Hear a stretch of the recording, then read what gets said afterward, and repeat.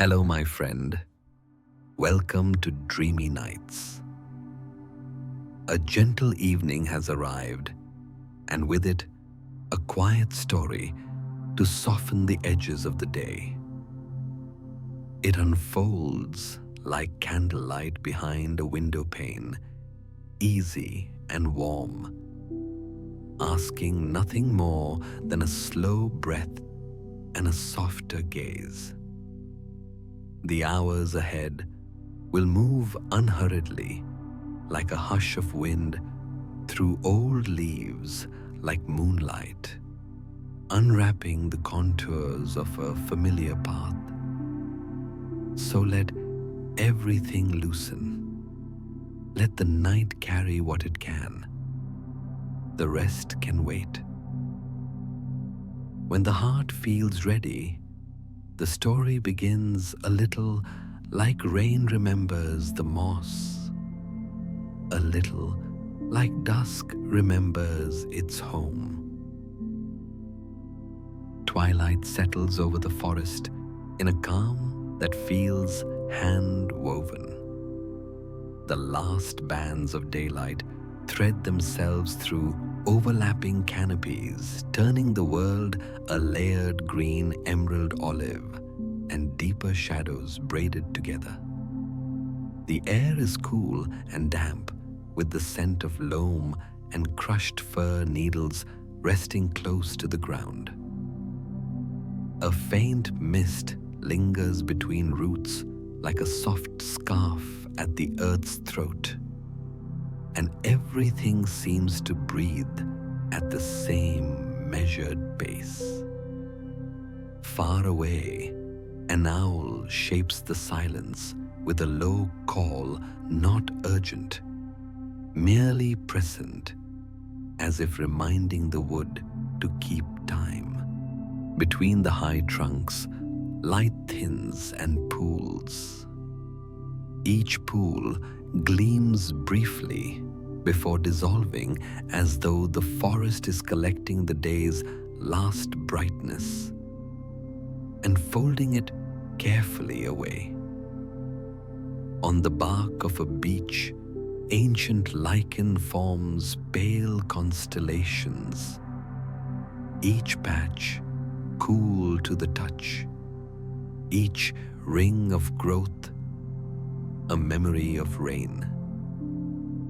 A breeze moves no more than a thoughtful gesture, and the leaves tremble with a soft, papery rustle. The sound is almost a reassurance, a kind of answer the forest gives to itself when the hour turns from gold to blue. A small clearing opens like a breath. The ground there is cushioned with old moss, thick and springy. A dusk green felt that gives under a palm with a delicate dampness. The scent is vivid, a green patient aroma touched with the mineral brightness of a nearby stream. A fallen branch lies at the clearing's edge, its wood smoothed by weather and velveted with moss. When a pine cone shifts down the incline, it does so with the coy hush of something that prefers not to disturb the hour. A slender stream runs not far off, half hidden by ferns that lean toward it like attentive listeners. Its voice is steady and fine, a silver thread of water gliding over stones. Now and then, it catches a scrap of sky and lets it travel, carrying that small blue on its back. The stones beneath are cool and worn, their surfaces polished by countless evenings. The fragrance rising from the stream is simple and clean, touched with the faint sweetness of old leaves steeping in clear water. The canopy above, stitched from oak and alder, and tall spruce gathers the dusk into a soft vault. Here and there, a gap reveals a slice of darkening sky where the first stars consider their entrances, hesitant as shy guests arriving before anyone else. The light that remains dials itself lower, as if a careful hand is slowly turning down a dimmer, not to hide anything, but to invite what is already quiet to grow quieter still. In that slow dimming colors, soften greens find their bluish undertones, bark turns from russet to umber. The moss laps at shadows like a shoreline. At the edge of the clearing rests a woven satchel, its fibers the color of unbleached linen. The weave holds the faint scent of dry grasses and sunlight from a warmer afternoon.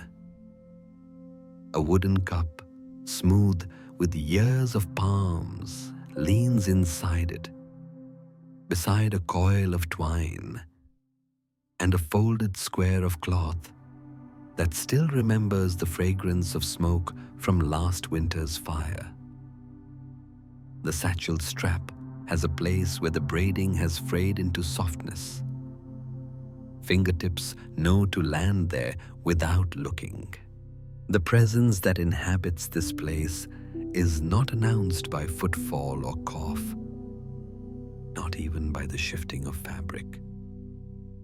It is sensed the way one senses the nearness of water before seeing the glint, or the way an animal listens to air, discerning the difference between breeze and intention. It is a shape in the hush, long-robed, moss-toned, unspectacular as a tree standing quietly where a tree belongs. A cuff brushes the surface of the moss. The moss springs back as if pleased by the contact. The scent of cedar rises from the fabric, mingling with damp earth and fern. A hand weathered unhurried appears from the robe sleeve and smooths a small section of ground fingertips, pressing the moss with affectionate precision. Each movement is careful, almost ceremonial, but the ceremony is the sort that leaves no mark, a fold of cloak, pulled away from a place where beetles might travel. A twig turned so its broken end faces the soil. A stray needle brushed gently to the side. The hand lifts the wooden cup from the satchel, and the polished rim catches what remains of the light, a small, soft gleam that lasts only an instant. The stream receives the cup with a quiet tap against stone. Clear water pours in cool enough to sting a knuckle pleasantly. And when the cup is lifted again, tiny bubbles cling to its inner walls like a garland of silver beads. A single drop travels along the cup's curve and falls. It lands on a leaf and makes a sound so delicate that it feels like the leaf is saying yes to the evening. The water smells like mineral and sky. Steam does not rise from it. It simply holds what it holds. Freshness, clarity. The faint ghost of distant mountain snow. Back at the clearing's center, a flat stone serves as a low table, its surface dappled with lichen and traced by fine hairline fractures that map the passing seasons. The cup is set upon it with a touch that knows this place intimately. Fabric settles. A packet of dried leaves, MNT perhaps, or a meadow herb sweetened by sun, releases a timid fragrance as the wrapping opens green and soft with a whisper of summer fields. The leaves are not crushed. They are encouraged to rest in the water where they darken and unfurl slowly, their edges softening their scent, lifting like a promise remembered. The clearing brightens strangely as dusk deepens, not with light, but with contrast. The moss glows by comparison to the growing blue. The ferns darken into silhouettes so fine that one can see the delicate symmetry of each frond. When the breeze returns, it comes side on, sliding through alders, carrying a faint, resinous sweetness from a stand of pine farther upslope. It moves the robe's hem just enough to sound like a brush on parchment. A moth arrives, drawn to nothing obvious, and wavers in an unsteady figure eight before settling on the stone to rest. Layers of the forest's breath reveal themselves.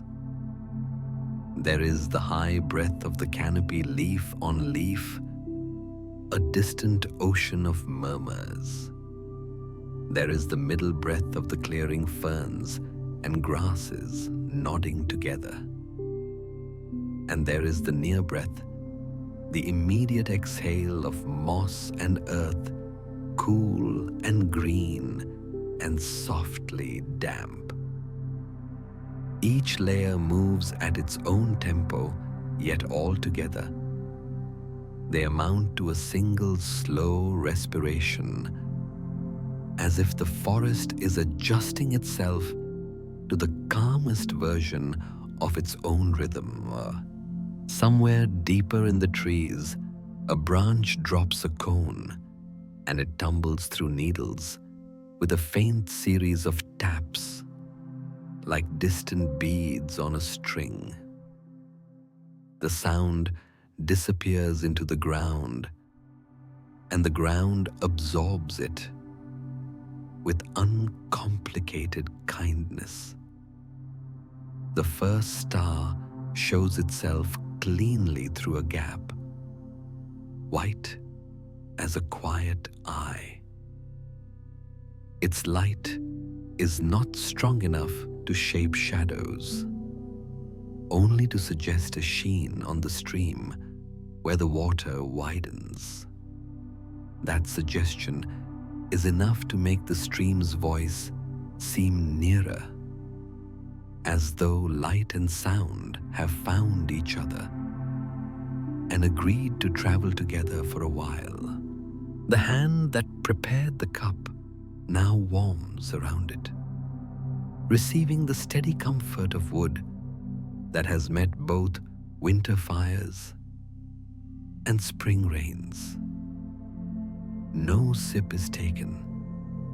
Warmth is the point. The tactility of a well-made thing fitting itself into a palm, the scent of mint, rising the curl of steam, subtle as a thought.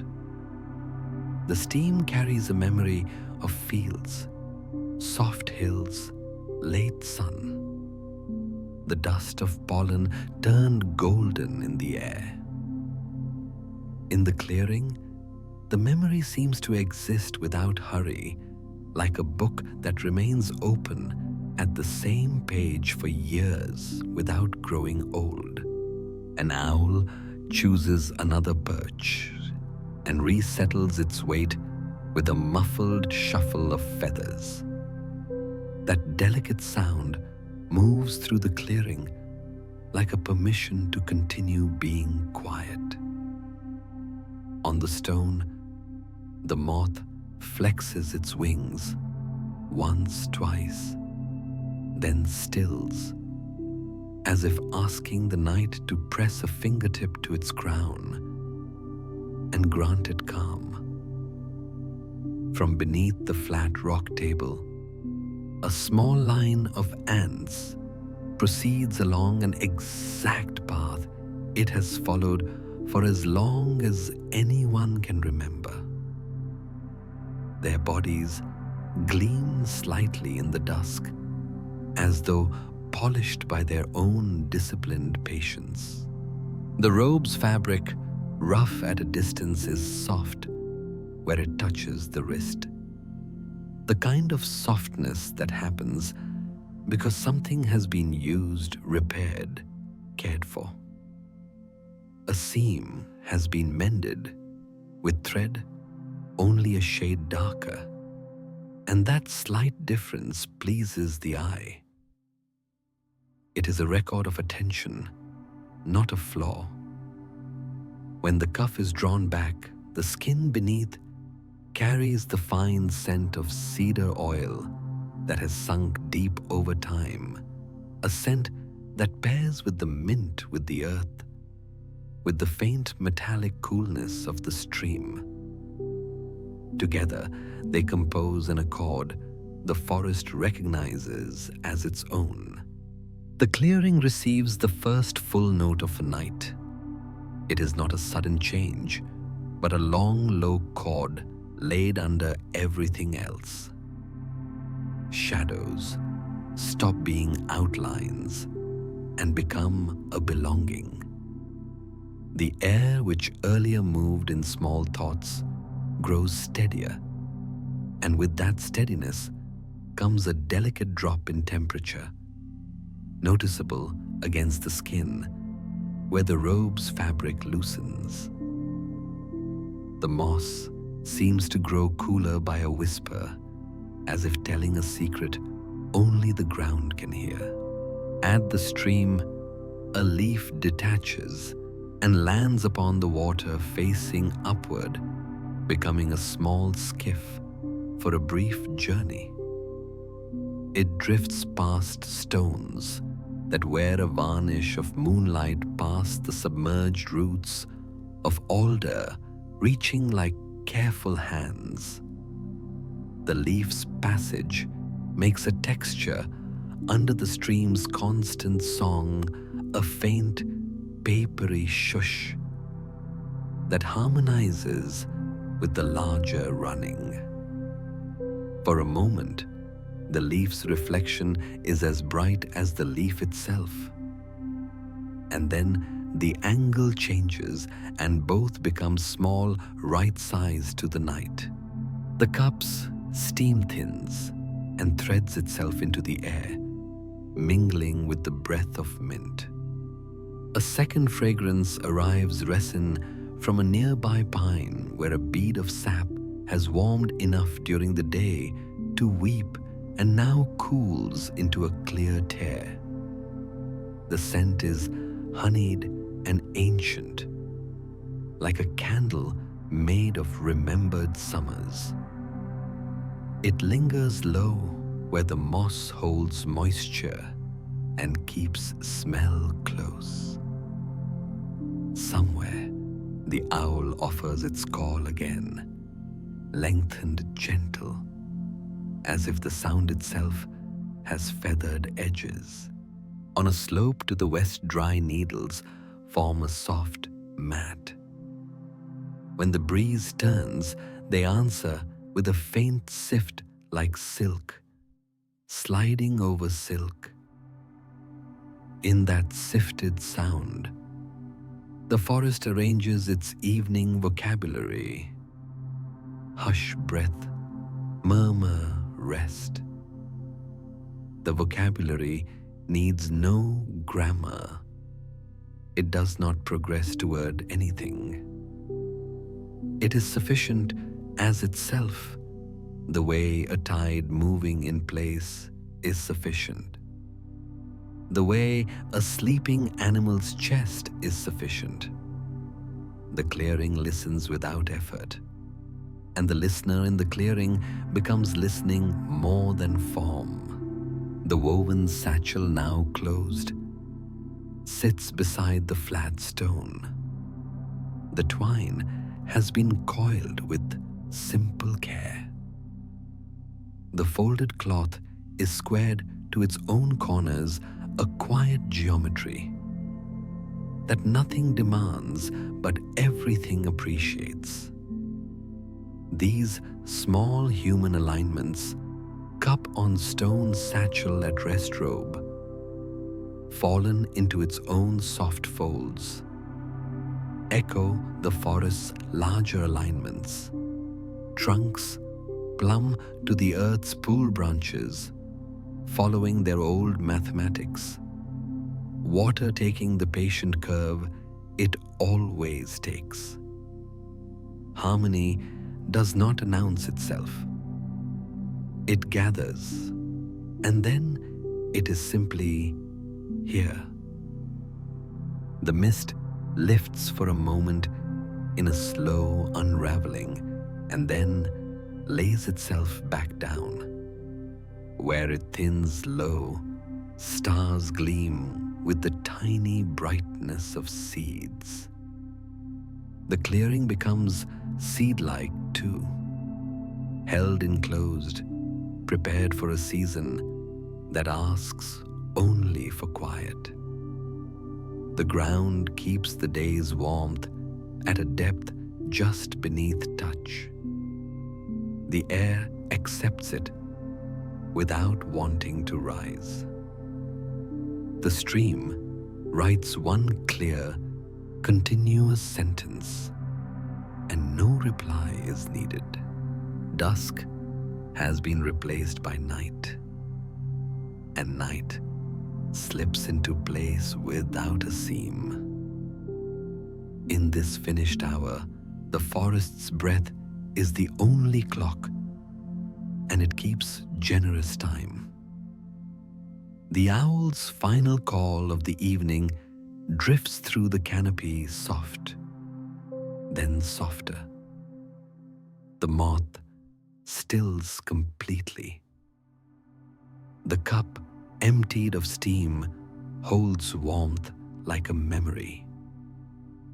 The robe gathers the cool and answers it with its own stored heat from the body it wraps. Everything is consonant. Everything is enough. The clearing waits without waiting. It is a room the forest makes when the door is wide open and there are no walls to lean against, only air that holds. In that holding, the moss yields and supports at the same time. The scent of mint fades to a leaf green absence, replaced by the simple perfume of night water resin humus, the faintness of star cold on skin. Nothing looks for anything else. Nothing expects. The hour eases into its slowest river, and so part one closes where it began, beneath the verdant veil, with the world breathing in long, calm measures. The last thing to move is the smallest thing, a single thread of mist, rising and disappearing like a quiet thought, returning to the place it came from. The clearing keeps its shape. The stream keeps its line. The night keeps its kindness. Night stands whole, and the clearing holds its slow green hush. The moss keeps the memory of a hand's warmth. The wooden cup rests on the lichen-speckled stone. The stream carries a thread of star silver past fern and root. The presence in the robe lingers as a contour of patience and outline that belongs to the place the way a stone belongs to the path beneath it. The air is clear enough that each breath enters with a trace of cool mineral and leaves with a trace of mint that has now softened to a gentle echo. In the deepness of the canopy, an owl resettles feathers, sighing like velvet drawn across wood. That small rearrangement becomes part of the forest's grammar for the hour. The silent watcher opens his eyes pale and calm, reflecting pinpricks of starlight, as if the sky has found a second home in them. His gaze is not a search, it is an acceptance. From under the robe, the scent of cedar breathes again, mixing with the faint sweetness of pine resin and the clean, damp profile of the stream. The night takes this combined fragrance and holds it low like a secret kept for kindness rather than concealment. He moves as one who has learned to let stillness lead. Cloth parts from moss with a tender hush. No blade of fern bends more than it must. The satchel's braided strap slips into his palm, and the frayed place meets the thumb with practiced familiarity. A fingertip decks the flat stone, once confirming its coolness. The grit of lichen under skin. The way the rock's micro-fractures welcome dew. The wooden cup is lifted and tipped.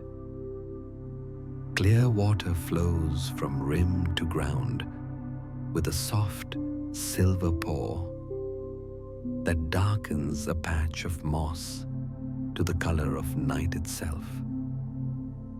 That little circle will return to green by dawn without anyone's urging.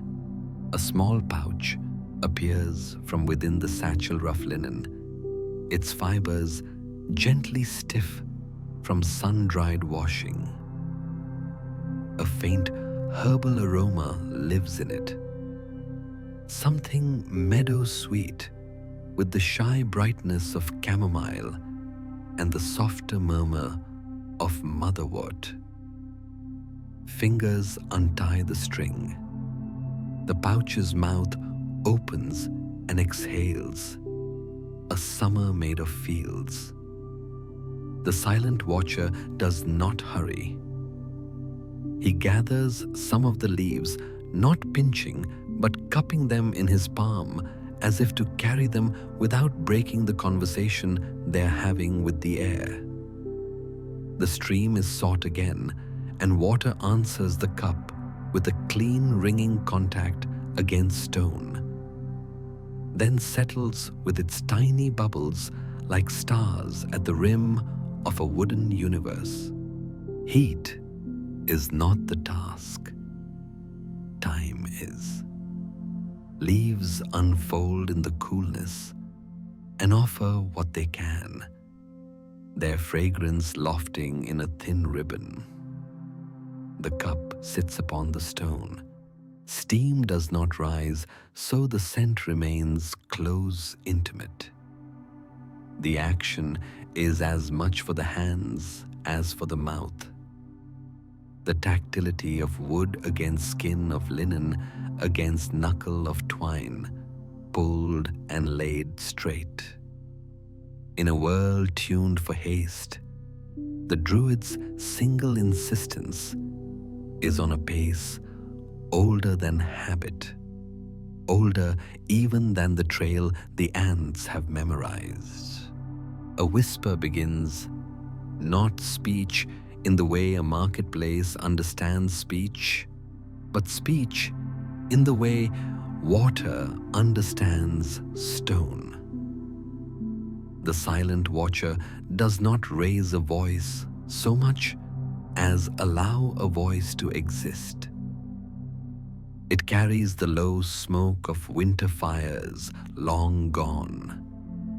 The clean edges of mountain wind remembered the patience of rain when rivers have already learned their beds.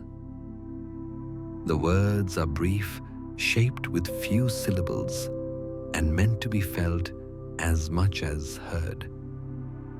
The air accepts them. The moss keeps them. The stream carries their rhythm a short way, and then lets them down gently upon a pebble that has listened to 1,000 such evenings. He is not seeking an audience. The forest is not seeking a teacher. What passes between them is a conversation of belonging. When he breathes, the leaves above him stir in a sympathetic flutter, a papery hush, like pages turning in a book without title. When he closes his eyes, starlight sifts upon his lids and rests there faintly. When he opens his palm, a moth lands, as if the skin itself is a proper branch for resting wings. The moth's powder is velvet to the touch, and he does not disturb it. The moth understands.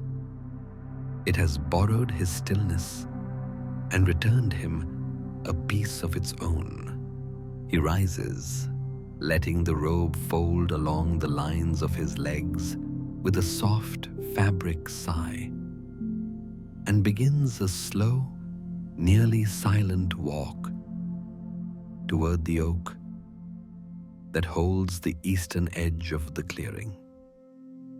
Each step is negotiated, with the ground not taken but agreed upon. Moss yields and then responds, springing back with gratitude.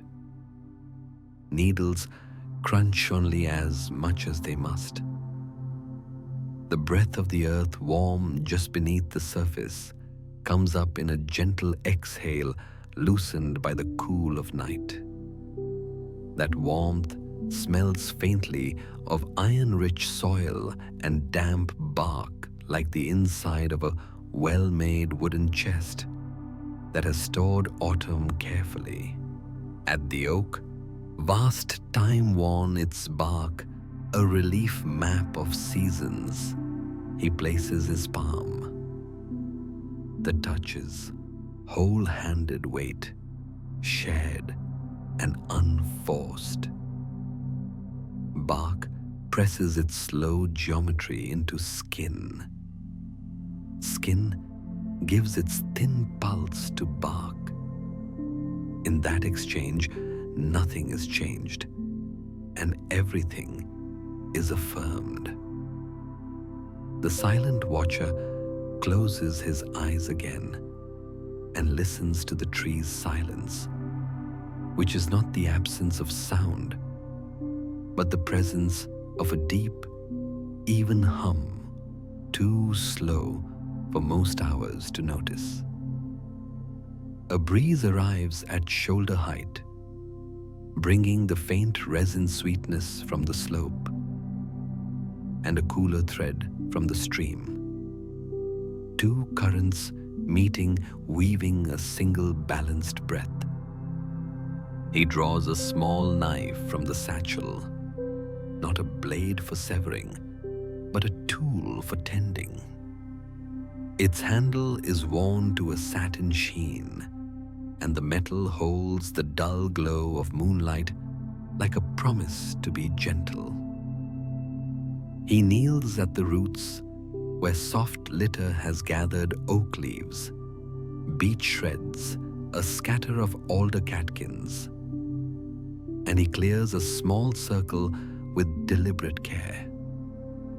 Each leaf is lifted and set aside so that beetles are not disturbed. Each twig is turned to align with the curve the ground already prefers. The soil beneath is dark and finely crumbed, cool to the fingertips, releasing a scent of weathered wood and distant rain. From below the roots, he lifts a fallen twig, weathered by last winter, into something like bone. With the flat of the blade, he smooths its sides just enough to find the form it wishes to be. A small feather rests nearby, barred soft, a gift the owl has left without ceremony. The feather is laid across the twig. Twine cradles them together, a quiet joining that neither binds nor burdens. He sets this small token at the base of the oak, not as an offering requiring response, but as a continuity. One thing resting with another thing, each reminding the other that time can be soft. His whisper returns scarcely above the stream's own narrow song. It holds a simple truth, that the forest is a breathing that remembers that each breath can carry what it must, and then release it without fuss.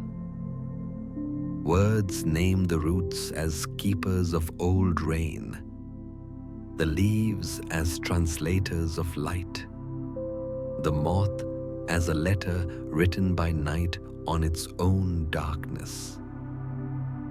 The oak accepts these lines by continuing to be what it is. Acceptance has no other gesture. He stands again. Cloth draws a low sound as it lifts from the ground, a sandy hush of fibers kissing fibers. The satchel settles against his side with a small, familiar thump. He walks the seam of the clearing, and as he does, he performs a quiet inventory that belongs only to care. A fern bent low is righted with 2 fingers. A small dry branch leaning across a deer path is moved aside. A slender stone that rocks underfoot is bedded deeper with a patient heel. Each act is a clause in an unspoken sentence, saying simply that here in this circle of green things will be kept gentle. The stream widens into a tiny pool a few paces on no larger than a footprint, edged with sedge, fine as drawn lines. The water's surface holds the sky without wavering, a steady mirror that makes night look like calm made visible. He lowers the wooden cup and fills it again, watching the way the water's lip curves to meet the rim, a lens of gravity and clarity. He pauses to let the current's invisible hand press against the cup and find its balance.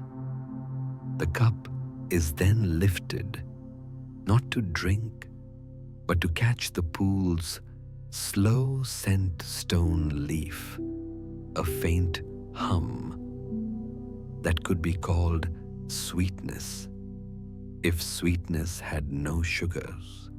Its contents are poured onto a small, thirsty fern whose fronds show the slightest fatigue.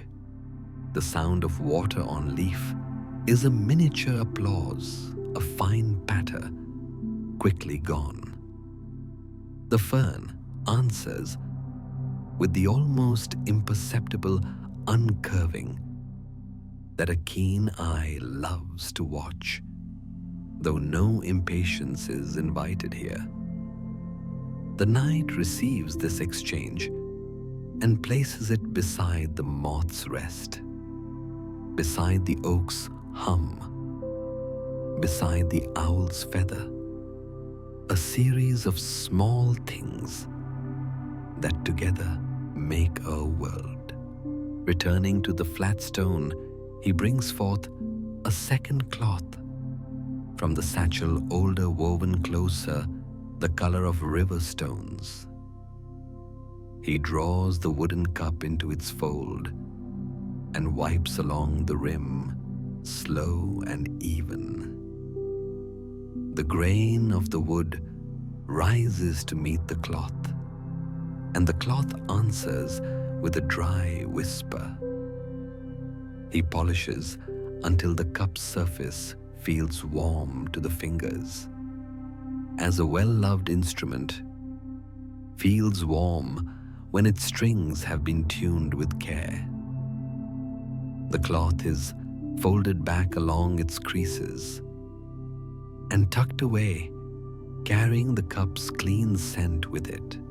The silent watcher sits again, not in the same exact place, but near, so the moss is not pressed twice in one evening.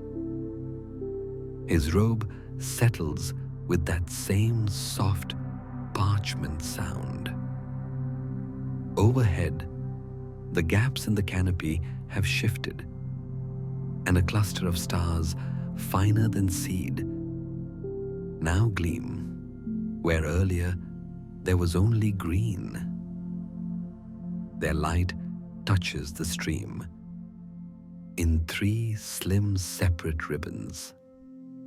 Those ribbons move in parallel like lines of a poem the water writes for anyone who happens to be this unhurried. The air's temperature lowers a degree, cool as a hand dipped in morning. The skin along his forearms notices not with resistance, but with simple report. A new scent joins the night-damp stone, warmed earlier by a shy sun, now releasing its stored heat like a silent lantern that burns memory instead of flame. It meets the cedar, the mint's fading breath, the pine's resin, and together they build the hour's cord. The cord is extended by a slight sibilance of needles, shifting far upslope by the low cloth scrape of the robe's hem by the stream's unbroken sentence. His whisper now speaks of the heartwood, hidden in all living trunks. A quiet country at the center of the standing world, where rings keep a slow count, and age is simply a form of listening. He names the habit of roots to move without moving, to find water by faith in downwardness, to hold storms by knowing the exact shape of give. He names the habit of leaves to invite light to spend it carefully, to let go when letting go is ready. Each brief phrase is given to the air as one gives a seed to soil offered once without instruction, trusting the place itself to decide what sprouts. A small breeze tumbles through and rearranges the mist that has lain lightly over the clearing. The mist lifts and thins and drops back in a new pattern that makes the stone's lichens appear brighter. The moth lifts, circles once, then rests again on the cup's rim, its weight so slight that wood does not notice. The ants traveling under the stone resume their exact geometry. One pauses, touches another with 2 careful feelers, then proceeds. All of it occurs within the same slow breath the forest keeps. The cup is raised at last, not to empty it quickly, but to feel the damp coolness of its rim against the lower lip. The herbs have given the water a pale sweetness that comes more from scent than from taste. Each sip is a small recognition of field of light of leaf, and between sips, the night continues to make itself known by being beautifully simple. The owl calls once distant, now its voice dropping like a stone into a deep, still well. The sound does not ripple. It settles, and the darkness grows kinder around it. Silence unfolds itself like a blanket shaken out above a bed. The silent watcher places the empty cup beside the satchel, winds the twine into its coil, aligns the cloth's edges, and smooths the moss where his weight has been. The clearing looks again exactly as the clearing prefers to look, save for the token at the oak's root, a feather and twig cradled by twine where the night seems to rest its gaze for one extra breath. In that extra breath, the Druid's eyes soften, and their pale light receives the stars without question. He lowers his head, not in prayer, not in weariness, but in the ordinary bow of someone acknowledging that a great gentleness is present. The stream keeps speaking its single line. The oak keeps its subterranean lull. The mist becomes the faintest veil, just enough to make every edge kinder. Thus, the silent watcher passes through the hour as a careful keeper of what already knows how to keep itself. No lesson is taught, no lesson is needed. The forest and the figure share a silence that tallies nothing and misses nothing. The night feels complete, and within that completeness, there is room for rest to deepen without end. Dawn is still a far rumor folded deep beyond the horizon. The forest sleeps, but not entirely. Beneath the wide skin of moss, slow murmurs ripple like remembered rain. A hush thicker than silence pools around each tree, and in it, the air seems almost alive, listening, storing, waiting. The silent watcher remains seated near the stream, his form more silhouette than figure, now blurred gently into the night's cool breath. His eyes are half closed, his hands resting lightly atop his knees, palms open, as though offering the quiet back to where it came from. A pulse moves through the soil, a rhythm older than heartbeat, slower than tide. Somewhere below water, threads its way through stone. It moves not in lines, but in slow, round gestures, as if tracing the forest's unseen skeleton. The Druid feels it faint but sure, that tender conversation between root and rock, the trade of minerals for moisture, the whisper that tells the trees what the weather was miles away. In the half-dark, his thoughts follow it downward through loam and clay, through the patient silence where worms sculpt their narrow tunnels, where the world hums in frequencies too low to name. The scent of damp earth deepens, rich and humbling. It smells of age and patience, of everything that once lived and now lends itself to new life. He reaches down, pressing his fingers into the moss until the tips find soil. The coolness greets him instantly, a smooth, almost liquid chill that slips between fingerprints and rests there. For a moment, the boundaries blur. The warmth of his skin mingles with the cool of the ground, the living with the resting. The forest exhales and he exhales too, until the two breaths are one.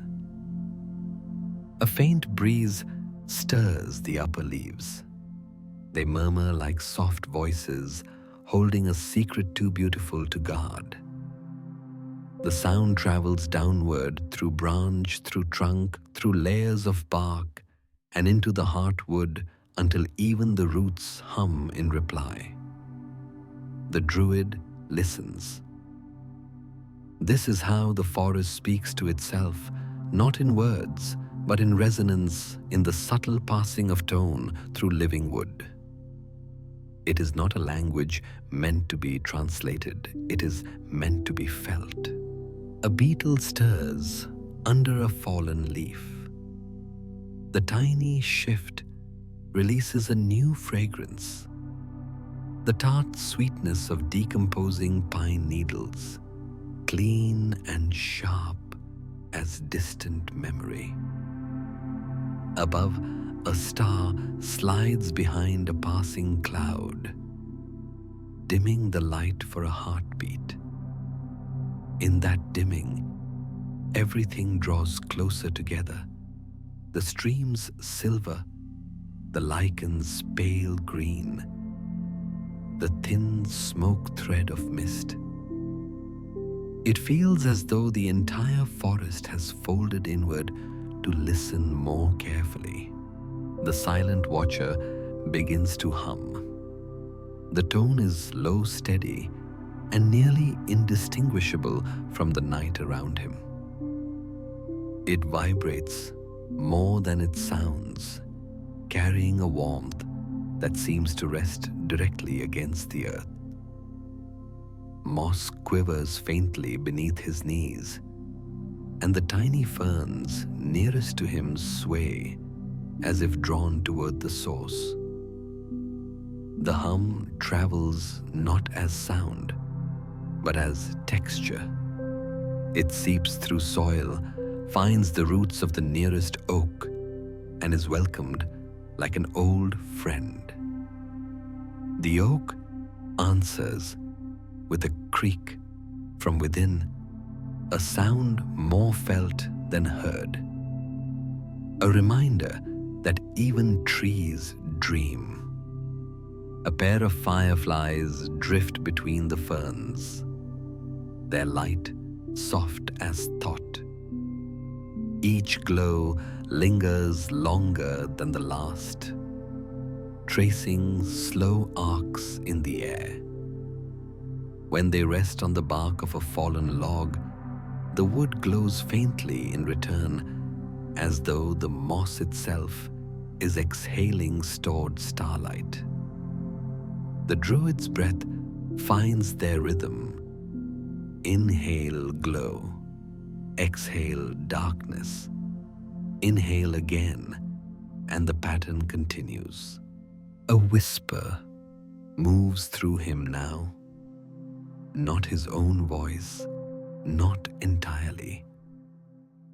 It is the voice of what surrounds him, folding itself into the shape of his breathing. The words form without effort, all things return to stillness. And stillness is not the end, but the resting pulse of life.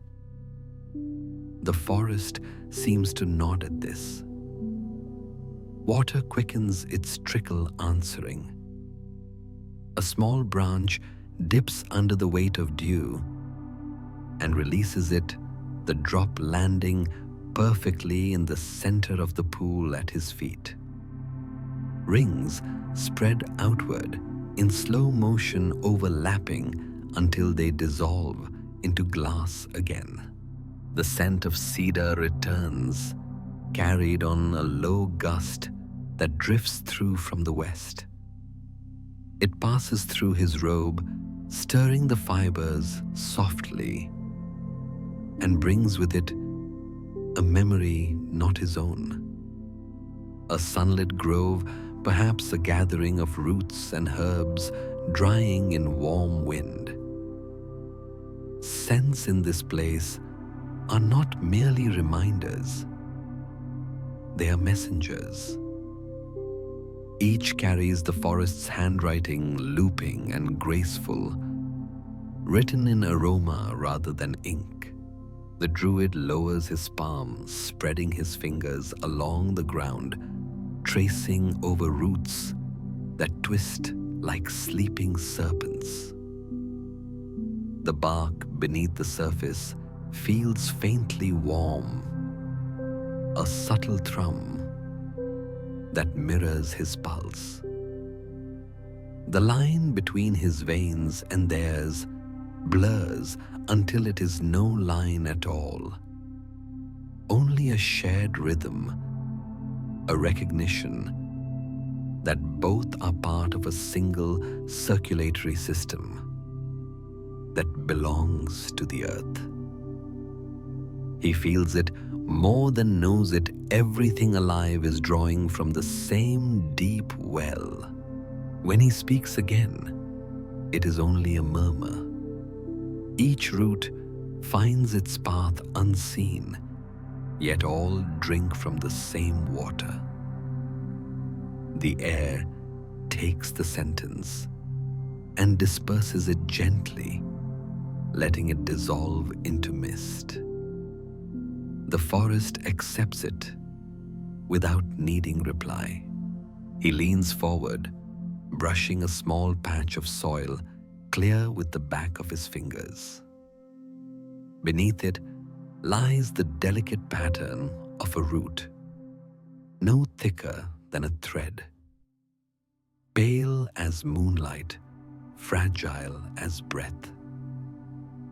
It winds through the darkness, directionless, yet purposeful, seeking neither destination nor end. He smiles, a subtle curve that barely disturbs his face. The smallness of it, the quiet persistence, it feels true. The soundscape shifts slightly. The stream hums lower, less like running water and more like the breathing of a distant creature asleep.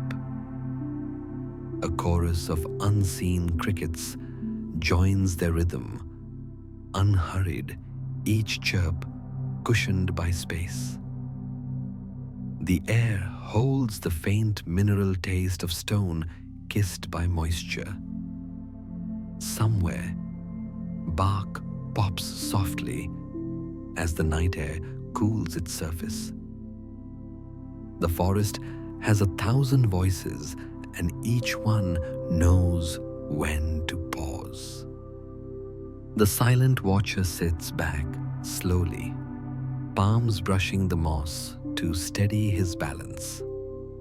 His movements are deliberate weight, shared evenly with the earth. He picks up a small fragment of bark that's drifted loose, a sliver patterned with pale lines. Turning it in his hand, he notes how light glides across its rough face, tracing rivers and ridges like an old map. Every mark on it tells a story of weather, of patience, of slow endurance. He places the bark fragment atop a nearby stone and lets his fingers rest on it one last time. Even after falling, he whispers. The tree continues to give shelter. The words float upward, losing shape as they go. But their intention lingers in the scent of pine and the soft gleam of starlight. Now, the air has cooled. Mist curls more thickly near the stream, rising in fine ribbons that weave through ferns and disappear into the dark. The forest feels heavier, not burdened, but weighted with its own peace.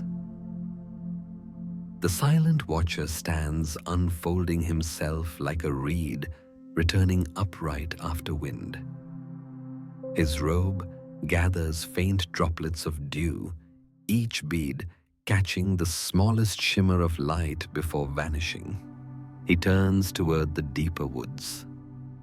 Ahead, the trees grow denser, their trunks forming columns that stretch into shadow. Yet there is no fear in the darkness. It feels like invitation. Somewhere in that density lies the heart of the forest, the place where the roots of countless trees meet in the quiet underground, intertwined in eternal conversation. He begins to walk, steps unhurried, guided by instinct rather than sight. The forest parts for him the way a dream yields to sleep. The air grows cooler as he moves forward, touched with the metallic tang of wet stone.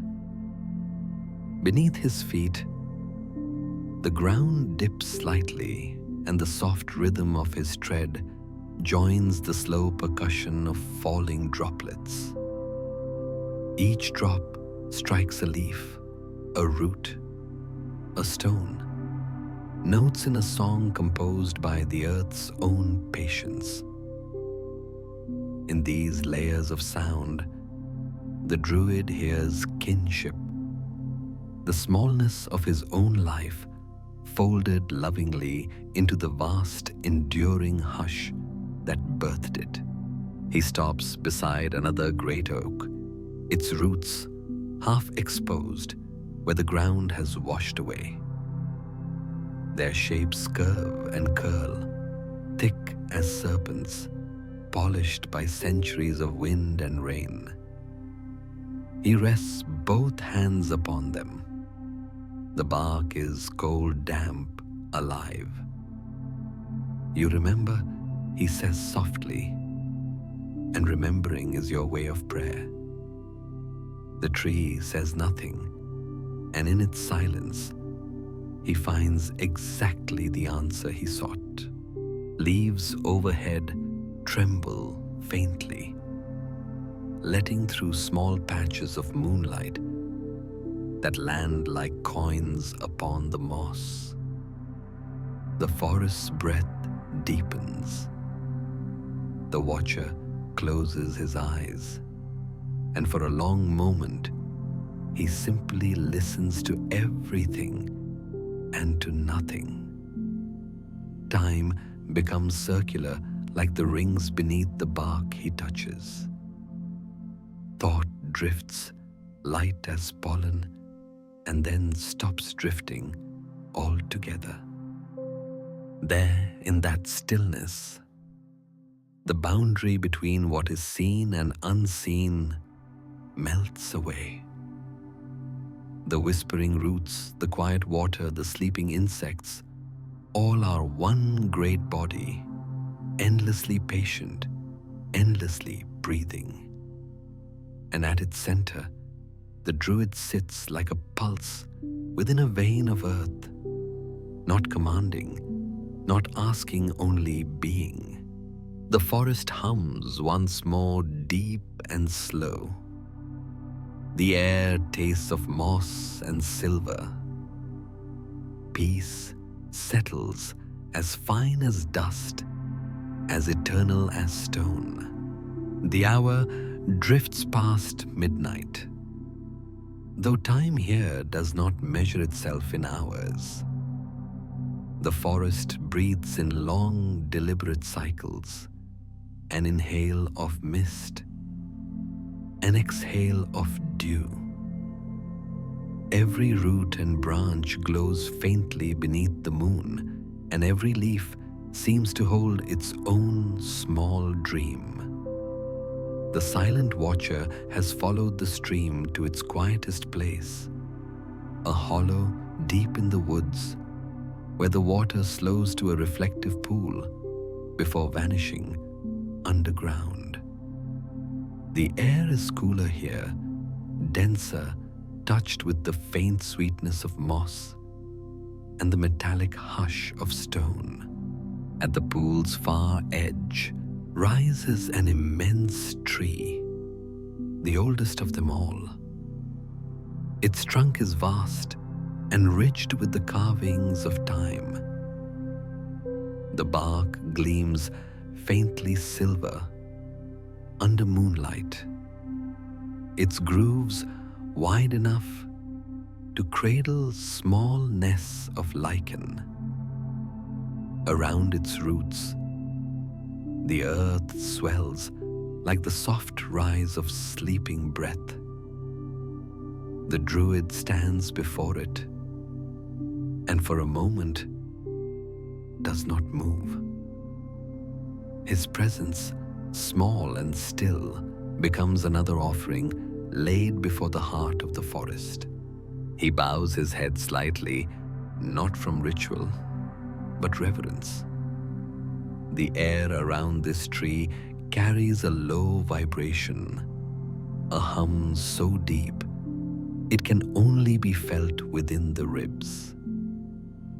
It resonates faintly through the ground, through the soles of his feet, up through his spine, until it feels as though his heartbeat has found its twin.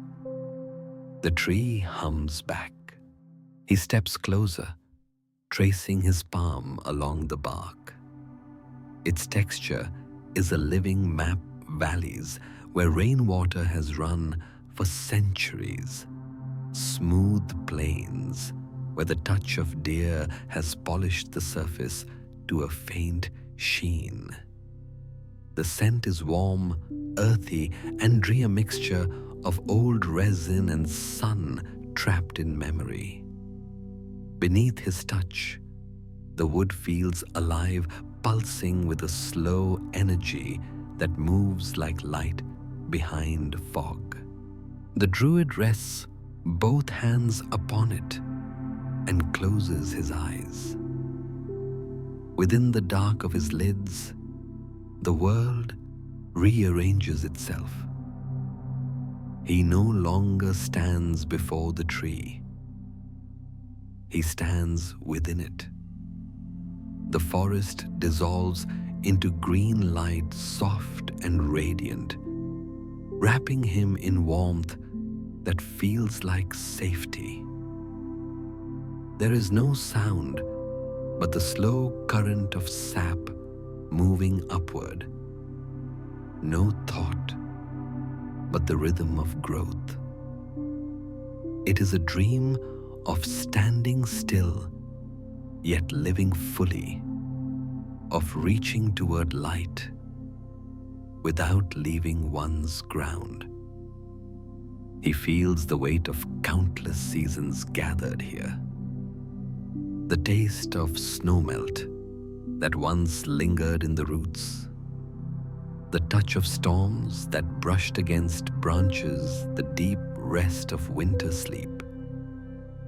It is all present at once, coexisting within this vast wooden heart.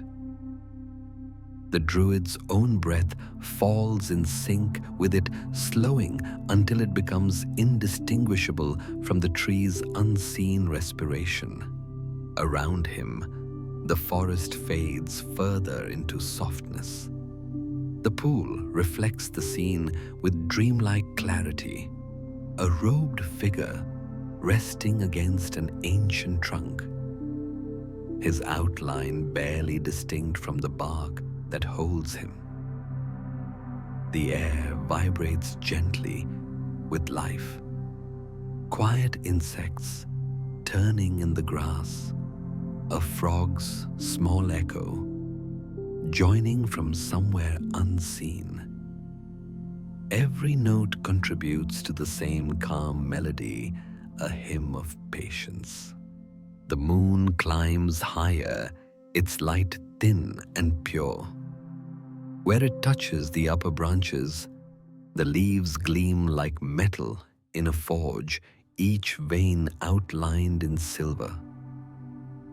A subtle mist curls upward from the ground, winding around the tree's base in soft, luminous ribbons. The mist carries a scent both sweet and mineral, as though spring rain has been distilled into breath. It lingers just long enough to blur the line between the Druid and the tree, between form and feeling. Deep within the trunk, something shifts, a sensation more than a sound, like the slow turning of gears made of light. The Druid senses it, the heartwood awakening. This is where the forest's memory lives, dense and golden, preserving all the whispers that ever passed through its leaves. When the wind moves above the tree, remembers the pattern, and that memory flows downward, settling into the roots. To touch this heart is to hear every season at once, the rustle of newborn leaves, the crack of winter frost, the sigh of petals falling to earth. He listens. The language of the tree is rhythm, not word. It tells him that time does not move forward. It circles, gently returning always to the same quiet center. It tells him that growth is not reaching, but remembering. It tells him that rest too is a kind of motion, one that deepens instead of extends. The Druid breathes these truths in like air. Each breath grows slower, softer, until even the concept of breathing fades. He is not inhaling, not exhaling, only existing within the same eternal pulse that beats beneath the bark. From the heartwood's depths, warmth begins to rise. It's subtle, like sunlight felt through closed eyes. It radiates outward through trunk and root, through soil and moss, through every small thread of green life that touches this circle of ground. The forest seems to glow from within its edges, dissolving into tenderness. The pool beside the tree mirrors this glow. On its surface, the moonlight flickers and bends as if stirred by invisible hands. Tiny ripples bloom outward, slow and symmetrical, like the rings inside the trunk itself. It is as though the tree's heartbeat has traveled into water. The reflection deepens, showing not just the branches above, but entire constellations faint and far. The stars appear to swim. The silent watcher opens his eyes. They are filled with that same inner luminescence. the calm fire of one who has looked into stillness and seen something infinite there. His face is serene, his expression unreadable but kind. He places his palm once more on the bark, whispering words too soft for the air to carry. The sound is not meant to travel, it is meant to sink. A leaf detaches overhead, spiraling downward through the blue-gray air. It lands on the Druid's shoulder, pauses, and then continues its fall to rest between his feet. He looks down and smiles faintly. There is no sadness in the leaf's descent, only completion. In this place, nothing truly leaves. Everything merely changes its form of resting. He kneels and gathers the leaf, gently pressing it between his palms. The texture is paper-thin, yet its pattern of veins feels strong, precise, a miniature echo of the tree that birthed it. He places it on the surface of the pool. It drifts for a moment, then settles perfectly still. Around it, the water clears until the reflection beneath seems almost deeper than reality. The forest is utterly still now. Even the crickets have paused their music, suspended mid-breath. The Druid can sense their awareness, their instinctive joining in the hush. It is not fear that stops them, but reverence, the same instinct that makes clouds hesitate before dawn. In that shared silence, something vast yet tender blooms between everything living. He sits at the base of the tree and closes his eyes again. The bark supports him like an old friend's shoulder. His head tilts slightly back, and for a moment, he feels as if he too has grown roots. The damp earth presses coolly through the fabric of his robe, and his spine aligns with the slow vertical pulse of the trunk. He imagines that deep beneath him, his own heartbeat joins the rhythm of the earth's veins. Above, the stars shift slow and unhurried. One falls across the sky, tracing a faint line that vanishes before it reaches the horizon. Its reflection crosses the surface of the pool, then fades. The leaf trembles once and becomes perfectly still again. Everything has returned to quiet equilibrium. The silent watcher whispers, "May all that grows remember its stillness." The words slip into the air like smoke, weightless and certain. The forest absorbs them not as sound, but as meaning. The mist folds them gently into itself, carrying them away. The warmth from the tree lingers a while longer, softening the air, thickening the night. The Druid stays with it, motionless, eyes closed, half awake, half dreaming. He does not seek visions, they come on their own. He sees forests older than this one sees turn to stone winds that sang before names existed. He sees the patient endurance of life, the way roots thread through ruin, how leaves unfurl from silence, how rest itself keeps the world alive. When he finally opens his eyes, the pool is dimmer. The mist has thickened again. The hum within the tree has quieted to a gentle throb. All around him, the forest seems to sleep deeper now, secure within its own heartbeat. He rises slowly, his movements unhurried, his hands trailing once more along the bark. The tree's warmth fades under his touch, replaced by the cool steadiness of living wood. He turns toward the stream's direction, and the night receives him as if he were made of the same quiet it keeps. The path glows faintly lined with dew and the pale shimmer of low ferns. Each step lands soundlessly.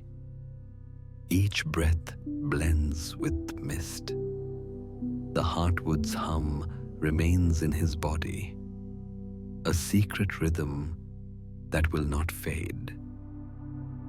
Wherever he walks now, the forest will recognize it, as if one of its own has remembered the way home. And so the silent watcher departs the great tree's circle, carrying the warmth of its dreams beneath his ribs. Behind him, the pool still glows faintly, the leaf still floating, the trunk still whispering in its sleep. Nothing has ended. Everything continues to rest. The forest has folded itself into full night now. Every shape, every sound, every breath has softened to the rhythm of its own repose. Mist lingers low over the moss like silk, unrolled in patient hands. The silent watcher walks beside the stream that threads through the underwood, a ribbon of quiet motion stitched with stars. Its voice is steady, and round a hush of endless small collisions between water and stone. Sometimes it gurgles, sometimes it sighs, but never more than it must. The Druid steps follow that voice naturally, as though his pulse were tuned to it long ago. A cool wind drifts through the trees, scented faintly with wet granite and crushed fern. Each exhale of the forest seems to brush past his face, not cold, only aware. The robe he wears gathers dew until it darkens in color, deep moss green, shifting toward night black. Every droplet that clings to it glimmers faintly in the thin light filtering from above. It looks almost as if the fabric itself has collected constellations. The ground beneath him changes texture. The soft give of moss yielding to the smooth firmness of earth near the water's edge. His boots leave only the shallowest impressions, which the damp soil slowly fills again, erasing his passing. The air hums softly. Unseen wings brush through it. Somewhere ahead, the stream widens its sound, loosening into something broader and rounder. He pauses. The canopy parts here just enough for a column of moonlight to find the water. It pours down like a silver path, its edges blurring where mist drifts across it. The surface gleams not bright, but steady, like the polished inside of a seashell. The Druid kneels, watching his reflection waver, layered with the silhouettes of branches overhead. The face he sees is less his own than the forest's memory of him. Pale eyes lit from within, lines softened by shadow expression, absent of question. He lowers a hand and lets his fingers break the reflection. The water curls around his skin with a faint tickle of movement. Coolness spreads instantly up his arm, a thrill so delicate it almost feels alive. Beneath the chill, there's something more, an awareness, an invitation. The current nudges him not away, but onward. It suggests, without urging, follow the flow, trust the gentle pull. The Druid rises and begins to move again. The stream winds deeper between the trees, and he with it. They seem to travel together, a living pulse, and the one who listens. Where the forest thickens, he steps carefully over roots, slick with dew, through curtains of fern that whisper as they brush his robes. He touches the trunks as he passes fingers, trailing along bark ridged and damp, drawing tiny lines of condensation that glimmer before vanishing. The night air carries the scent of something faintly sweet. Now, perhaps, wild mint growing at the water's edge. Perhaps the ghost of blossoms long fallen. It mixes with the mineral coolness of the stream and the faint pepper of lichen.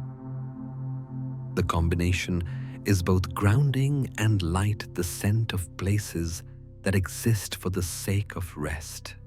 As the Druid walks, he begins to notice how each sound has its companion. The stream's murmur paired with the sigh of leaves, the click of pebbles underfoot paired with the distant hoot of an owl, even his own breath paired with the small rhythmic pulse in the water beside him. It feels as if the forest has arranged itself into a single slow symphony where nothing leads and nothing lags behind. Each note arrives exactly when it should. Ahead, the stream bends sharply, slipping through a narrow channel carved between stones. The Druid crouches beside it, tracing one palm along the smooth face of the nearest rock. The surface is cold, but not lifeless. Tiny rivulets run down its side, catching the moonlight in silver threads. In them, he sees the suggestion of movement, the echo of rainfall, the memory of old rivers. The world he thinks remembers itself perfectly. From his satchel, he draws a small cloth pouch, the same one that once held herbs, now empty. He dips it gently into the water, letting it fill, then lifts it to his lips. A droplet escapes, trailing down his wrist before falling back to the stream. He drinks slowly, letting the water cool his mouth and throat. It tastes faintly of stone and pine, with a brightness that lingers like light against the tongue. When he finishes, He bows his head slightly in quiet gratitude. He watches the stream continue on, threading through roots that arch like the ribs of sleeping giants. In their hollow spaces, the water deepens, forming still pools that reflect the moon's pale face in perfect circles. For a moment, he stands still and simply watches them shimmer. In that reflection, the forest above appears softer infinite, the trees like veins of silver stretching into the stars. The night sky and the forest mirror one another until the difference feels meaningless. A soft sound breaks the stillness, a single drop of water falling from a leaf into the pool. It sends ripples outward, touching the edges and returning inward again. The pattern repeats fainter each time until stillness reclaims the surface. Watching this, the Druid smiles. He senses something unspoken, how even disturbance belongs to peace when allowed to fade naturally. Every motion here resolves back into quiet. Every ripple remembers rest. He continues along the bank. The ground narrows, forcing him to place his steps carefully between roots and stones. Each movement is an act of balance. Every pause a small bow to gravity. His fingertips graze the trunks for steadiness. The bark is cool and slightly rough, its texture grounding him to the present moment. When his fingers lift, they carry with them the faint scent of sap, honey sweet, and resinous. A branch overhead creaks, and a single pine needle spirals downward, turning lazily until it lands upon the stream. It floats there, spinning, carried by the current, until it disappears around a bend. The Druid's gaze follows it soft and calm. So even this, he murmurs, finds its way without thought. The forest does not answer yet. Its silence feels like agreement. The stream widens into a shallow basin where stones lie smooth and flat. The Druid steps into the water. It folds around his ankles, cool and transparent, wrapping him in its slow, patient touch. Pebbles shift beneath his feet, and a faint suction pulls gently at his soles. He feels the cold begin to ease, replaced by a deep calm that moves through him like a tide turning inward. He closes his eyes, listening to the world filtered through the sound of water against skin. For a long time, he remains like this, still centered within the current. The forest's breath drifts around him. The small tremor of fern fronds, the rustle of a mouse underleaves the low hum of distant wind.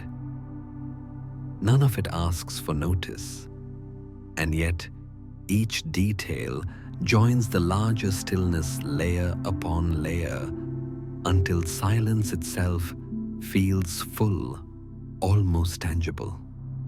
When he opens his eyes, the water glows faintly where moonlight catches it. The glow is not bright, but deep, an illumination that seems to come from within. He imagines that beneath the surface, The stones are dreaming of rain, of roots, of the ancient pulse that feeds every living thing. The stream murmurs something indecipherable but kind. The words are not for him alone. They belong to the space between the harmony of water meeting air. The Druid steps back onto the bank, droplets clinging to his robe and sliding off in threads of silver. He feels no need to dry them. They belong where they are. He kneels, pressing both palms to the earth. The dampness of the soil meets his skin like a greeting, cool and honest. "We are made of the same patience," he says softly, voice barely louder than the stream's flow. "And so we remember one another." The forest receives this. A breeze stirs, lifting his hair. The mist parts briefly, letting a cluster of stars spill their light across the water.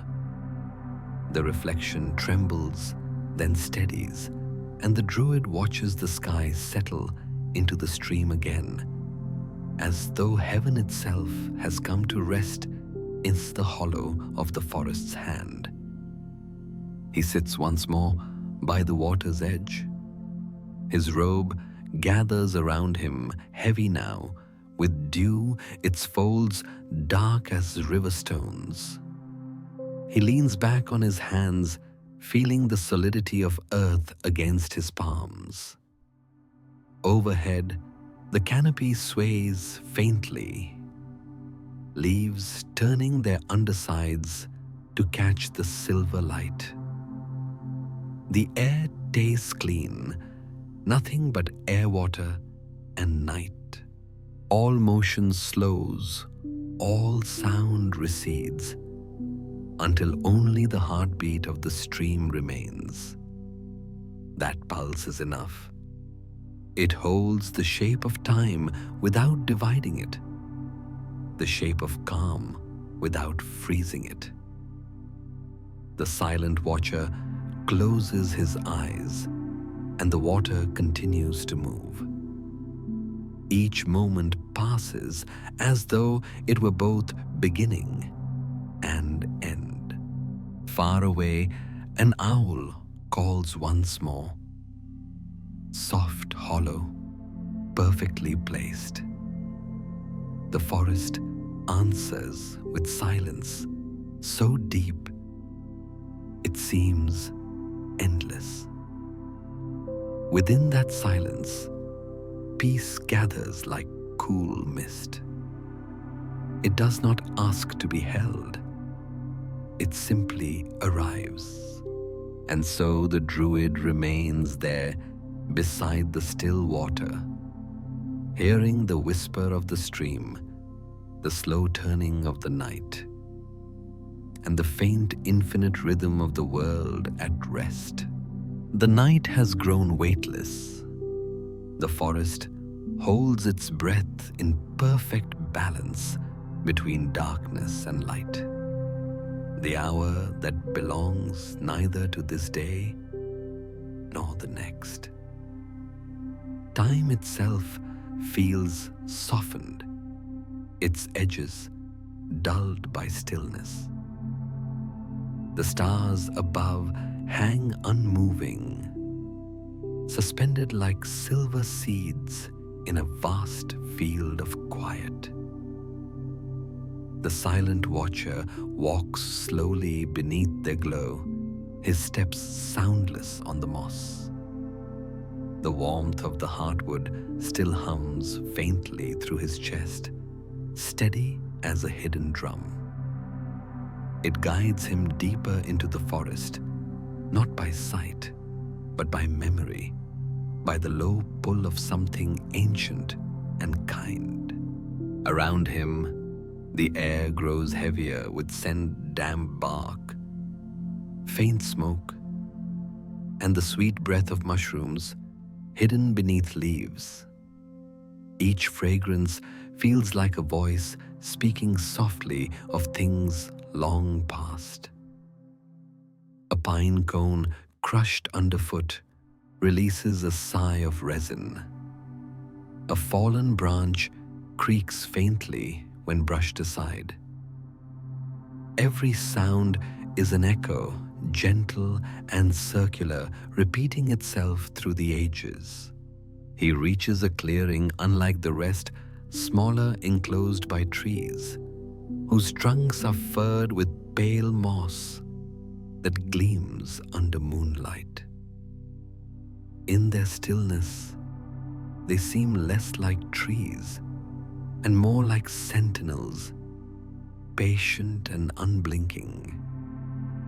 Between them, a small rise of earth forms a gentle mound. The Druid pauses, knowing this place. Long ago, it was the forest's heart, before the great oak grew.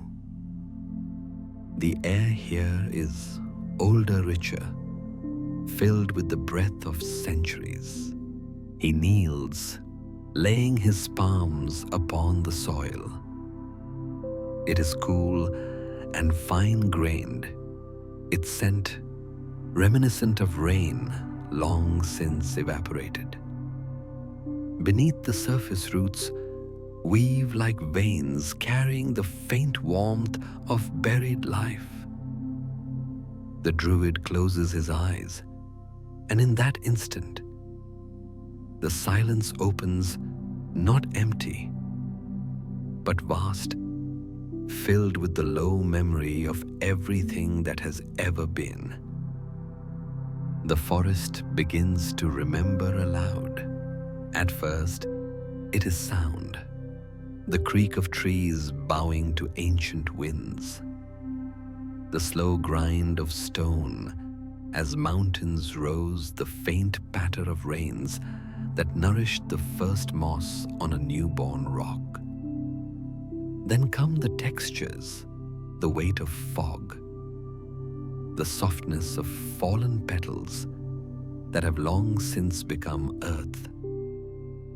And finally, the vision's leaves unfurling under forgotten suns, the shimmer of dew before dawns that no longer have names. The silent watcher listens without listening. He does not seek to understand. He simply allows. The images come like waves upon a shore, dissolving as they arrive. Each carries a thread of feeling, awe, tenderness, grief, peace, all blending into one. The forest's history is not told as story, but as sensation, rising and falling within him like tides. He sees hands, not his gathering herbs under a different moon. He sees fires burning low in hollows, surrounded by faces he cannot name, but somehow knows. He hears laughter chants, the low hum of wooden flutes carved long ago. Then, as gently as it began, the memory fades, leaving behind only warmth. He opens his eyes. The clearing looks unchanged, yet every detail seems illuminated from within. The moss glows faintly pale as moon milk. The trunks shimmer with a subtle translucence, as though they remember being sap and sunlight.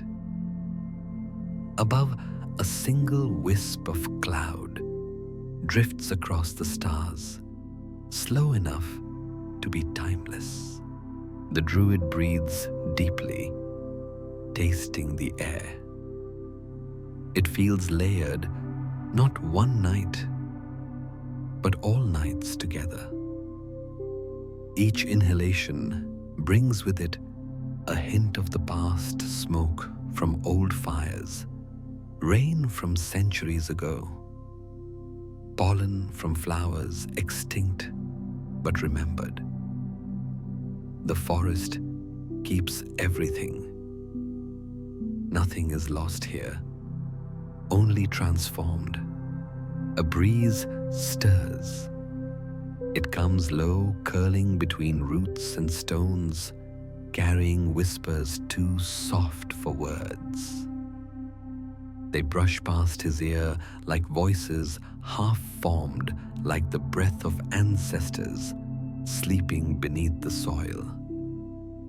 For a heartbeat, he hears them clearly, a harmony of countless tones, each distinct, yet belonging to one great chord. Their sound is the shape of belonging itself. He bows his head. "You are still here," he murmurs.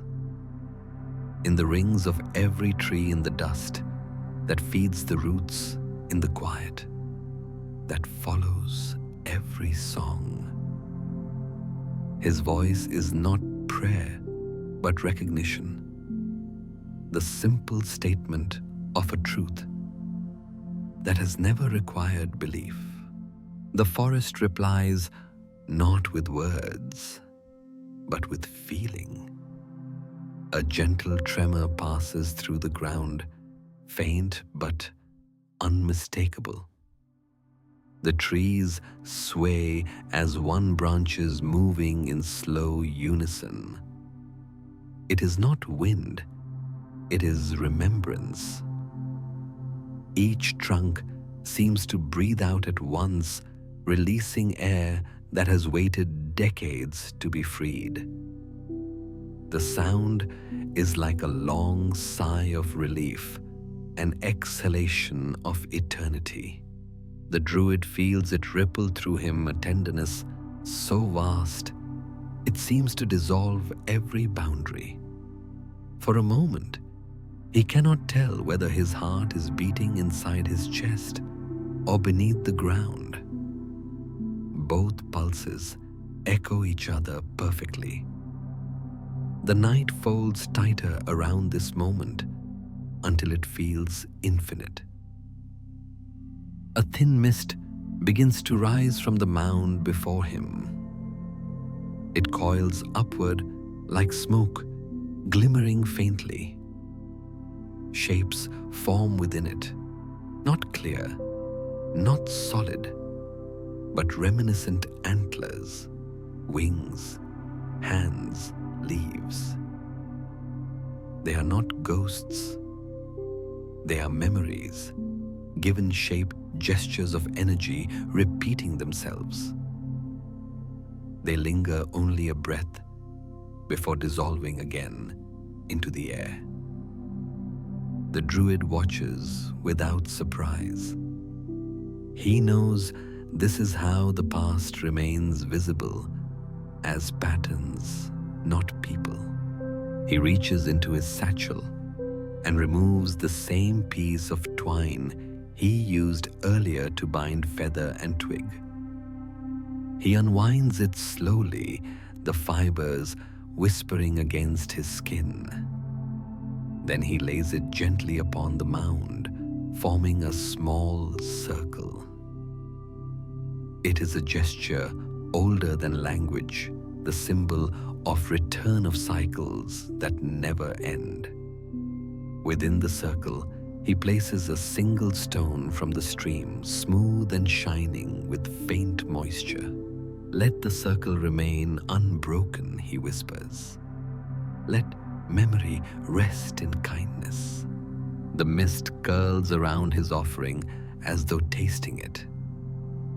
Then it disperses, rising higher, vanishing into the dark canopy. A faint breeze passes over the clearing, cool and scented with pine. In its wake, the silence deepens, not emptiness, but completion. The Druid remains kneeling for a long while. His hands rest on his thighs.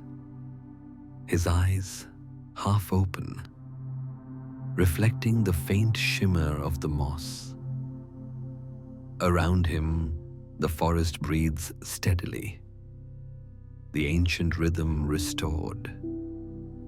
He feels no sadness at the passing of these echoes, only gratitude.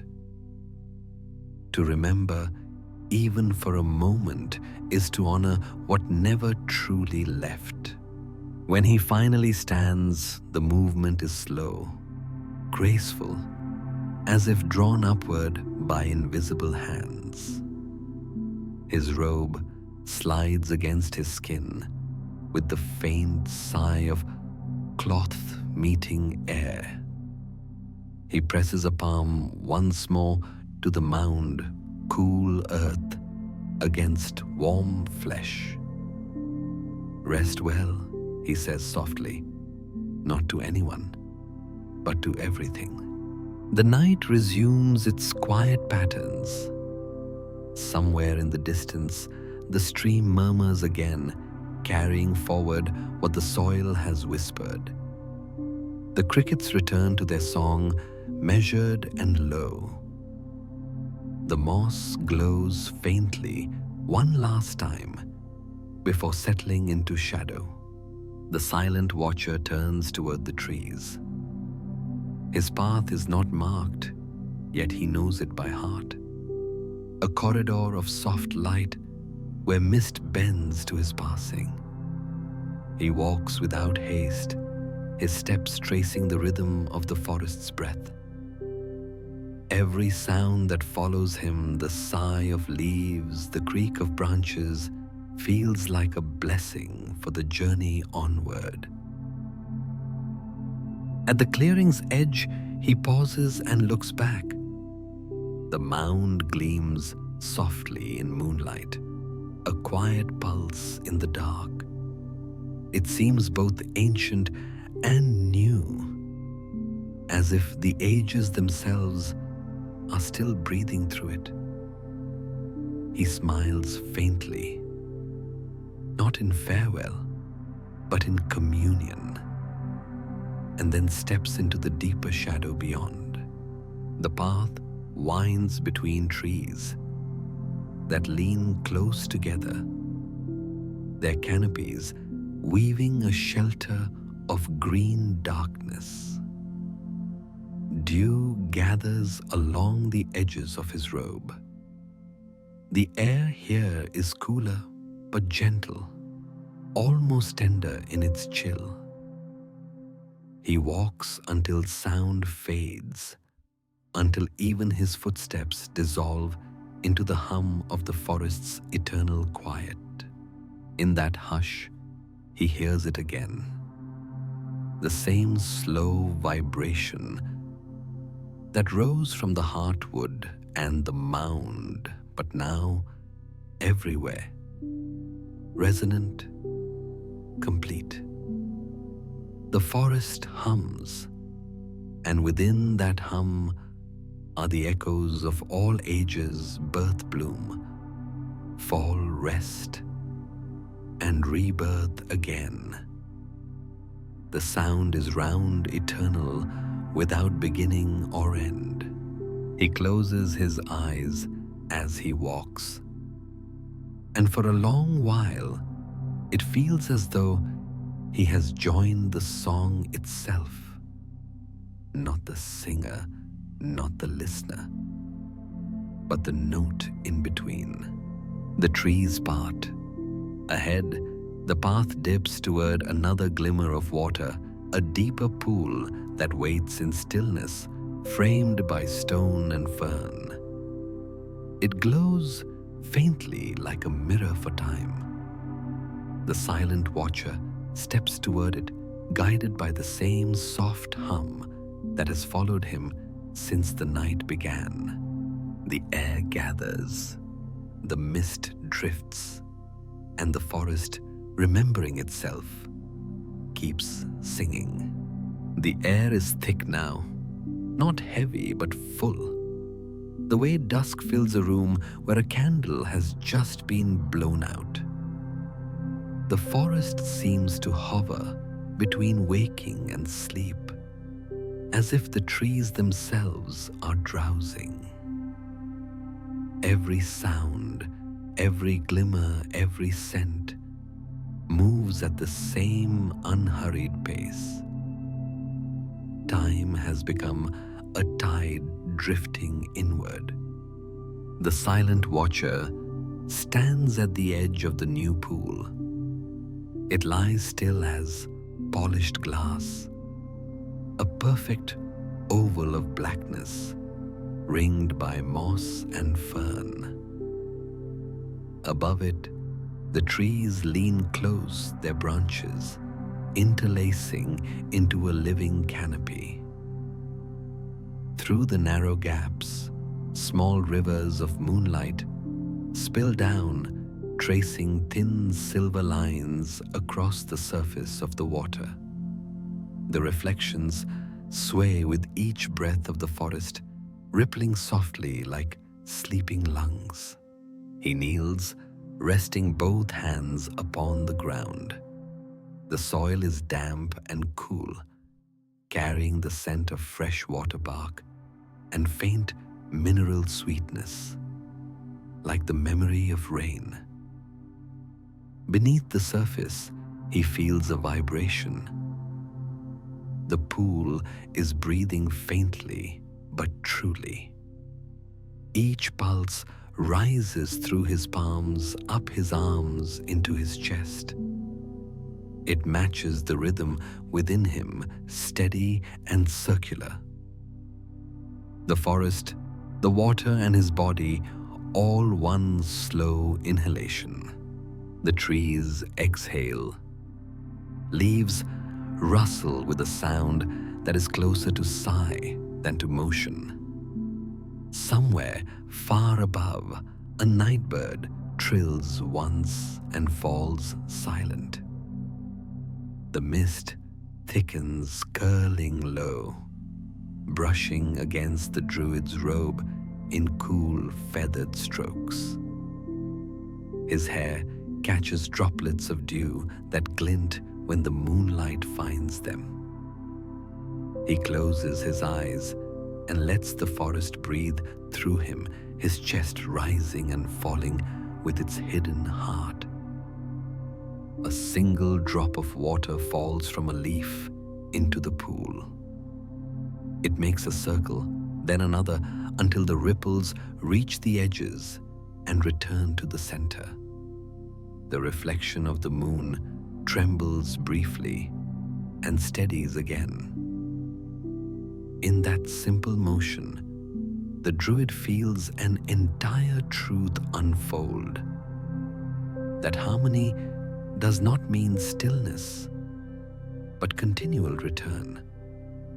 The balance of life is not in the absence of motion, but in motion that knows how to rest. He opens his eyes. The mist parts, slightly revealing shapes he hadn't noticed before. Small stones placed deliberately in a ring around the pool's edge. They are smoothed by years of water and wind, each unique, yet each curved precisely to fit beside the next. Someone long ago made this circle, not as decoration, but as listening, a quiet architecture meant to remind the heart how to pause. The Druid reaches out and traces one stone with a fingertip. Its surface is slick, cool, and luminous with condensation. He lets his finger travel along its arc, then to the next, then the next. The stones feel alive, not in motion, but in patience. Together they form a rhythm more ancient than his memory. The circle has no beginning. He sits back on his heels and watches the mist slide across the water's face. It moves like thought dissolving as quickly as it forms. For a long while, nothing else happens. Yet within that stillness, everything feels awake. The insects stirring beneath leaves, the roots shifting deep below the stars, rotating unseen beyond the canopy. The forest's breath is a vast, invisible tide, washing through all things. His own breath joins it, lengthening until it is indistinguishable. Each inhale carries the scent of moss and pine. Each exhale drifts back as fog. The Druid begins to whisper, but not with words. His voice emerges as tone low, even almost inaudible. It vibrates against the air, the sound of presence itself. The pool answers with small ripples that widen, fade, and begin again. For a moment, it seems that the entire forest is breathing through the water. The ripples spread outward, touch the ring of stones, and return inward again, a slow pulse of creation and rest. The Druid feels it in his spine, in his fingertips, in the space behind his eyes. Each cycle deepens the calm within him until thought itself dissolves. He becomes less body and more rhythm, less witness and more continuation. The world has grown transparent. The moss glows faintly underfoot, a soft green luminescence that spreads like the heartbeat of the soil. The trunks of trees shimmer in vertical lines of light, their shapes blurring into a single immense silhouette. The canopy above moves as one inhaling, exhaling, trembling in harmony with unseen wind. Even the stars seem to breathe now, flickering with a pulse that matches the forest's rhythm. The silent watcher looks upward. Through the thin gap between branches, he sees the night sky curve like a dome of deep silver blue. Stars shimmer and fade as mist crosses them. In their glinting, he sees patterns, circles within circles, rivers, constellations shaped like roots and branches. Each point of light feels alive, connected, whispering the same quiet instruction: breathe. He lowers his gaze. The pool has changed. Its reflection no longer shows the forest. It shows a sky filled with light, vast and endless. It is as if he is gazing into eternity itself, a reflection not of what is above, but of what lives beneath all things. In that mirror, he senses the memory of every life that has touched this forest. Creatures, leaves, rain dust, all folded into the same infinite breath. The Druid rises. His movement disturbs nothing.